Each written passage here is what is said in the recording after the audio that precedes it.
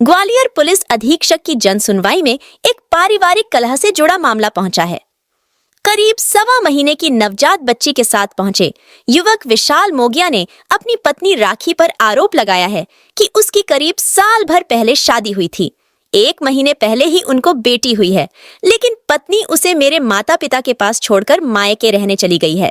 अब वह बुलाने पर भी नहीं आ रही है।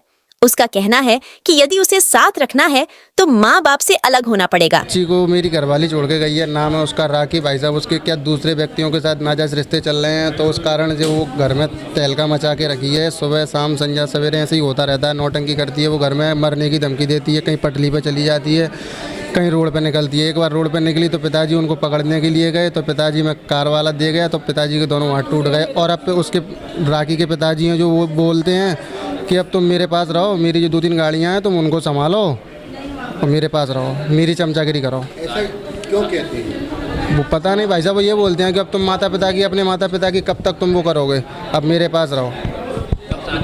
शादी 1 साल हो गए। समस्या ऐसे भाई साहब, वो शुरू से नौटंकी कर रही है जब से आई है।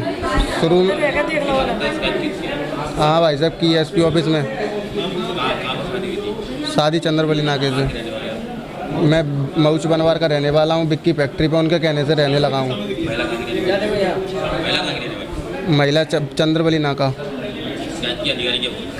अधिकारी बोल रहे हैं कि तुम्हारा केस जारी रखेंगे। बच्ची कितनी? बच्ची है अभी 1.5 महीने की। मेरी गाड़ी में छोड़ के चली गई। वजह ये थी, वो ये बोल रही थी कि मैं अब तुम्हारे साथ रहना नहीं चाहती, ये पकड़ो अपनी लड़की, मैं जा रही हूँ अपने माता पिता के पास। वहीं से मैं दूसरे व्यक्ति के साथ संबंध जोड़े हूँ, तो मैं वहीं उसके साथ रहूँगी। हाँ तो बता तो रहा हूँ कि वो दूसरा व्यक्ति है ना, उसका चक्कर चल रहा है, उस व्यक्ति के साथ रहना चाहती है।